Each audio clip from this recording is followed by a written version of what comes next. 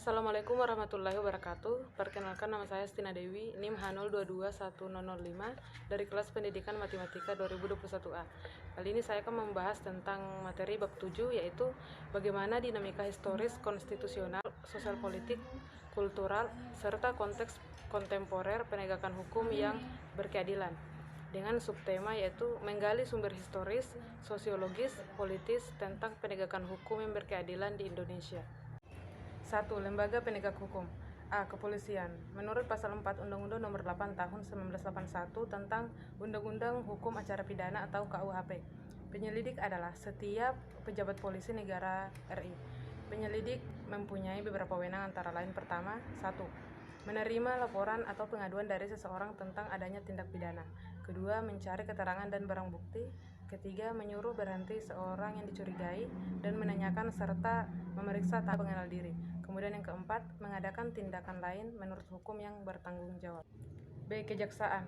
Jaksa atau penuntut umum berwenang antara lain adalah: pertama, menerima dan memeriksa berkas perkara penyelidikan.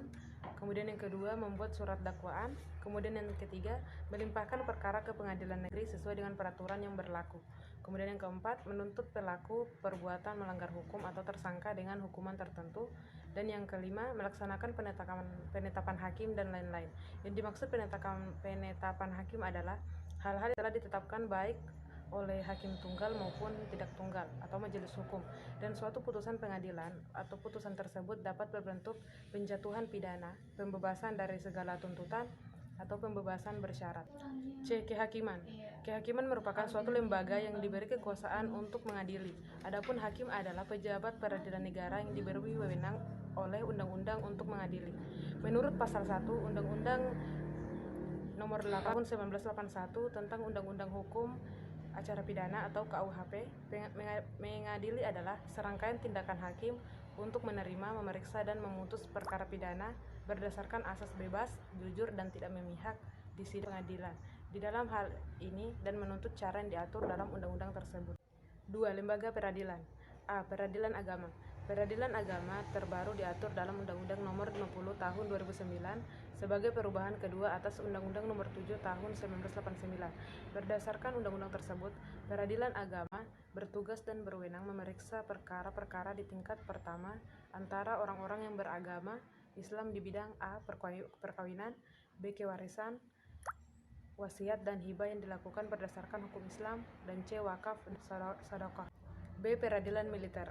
Wewenang peradilan militer menurut Undang-Undang Darurat Nomor 16 1950 yang telah diperbarui menjadi Undang-Undang Nomor 31 Tahun 1997 tentang peradilan militer adalah memeriksa dan memutuskan perkara pidana terhadap kejahatan atau pelanggaran yang dilakukan oleh A. Seseorang yang pada waktu itu adalah anggota Angkatan Perang RI. B. Seseorang yang pada waktu itu adalah orang yang oleh Presiden dengan peraturan pemerintah ditetapkan sama dengan Angkatan Perang RI. C. Seseorang pada waktu itu ialah anggota suatu golongan yang dipersamakan atau dianggap sebagai Angkatan Perang RI oleh atau berdasarkan undang-undang. D. Orang yang tidak termasuk golongan tersebut di atas, yaitu 1, 2, 3, tetapi atas keterangan Menteri Kehakiman harus diadili oleh pengadilan dalam lingkungan peradilan militer. D. Peradilan Tata Usaha Negara. Peradilan Tata Usaha Negara diatur Undang-Undang Nomor 5 Tahun 1986 yang telah diperbarui menjadi Undang-Undang Nomor 9 Tahun 2004. Dalam pasal 1 ayat 1 disebutkan bahwa tata usaha negara adalah administrasi negara yang melaksanakan fungsi untuk menyelenggarakan urusan pemerintahan baik di pusat maupun di daerah. D. Peradilan Umum.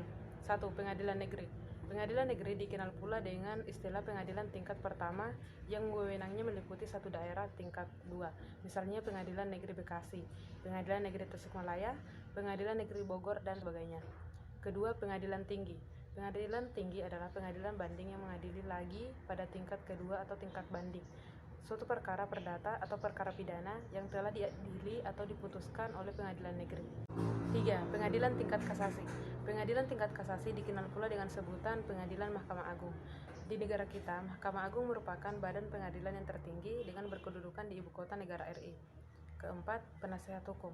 Penasihat hukum merupakan istilah yang ditujukan kepada pihak atau orang yang memberikan bantuan hukum.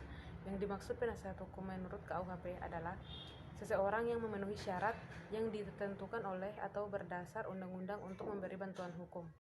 Komentar saya, dalam rangka menegakkan hukum, aparatur penegak hukum harus menunaikan tugas sesuai dengan tuntutannya yang ada dalam hukum material dan hukum formal. Para aparatur penegak hukum dapat memproses siapapun yang melakukan perbuatan hukum, melawan hukum melalui proses pengadilan serta memberi putusan atau vonis. Dengan demikian akan terbentuk perilaku warga negara yang menjunjung tinggi hukum serta taat pada hukum. Demikian yang bisa saya sampaikan. Wassalamualaikum warahmatullahi wabarakatuh.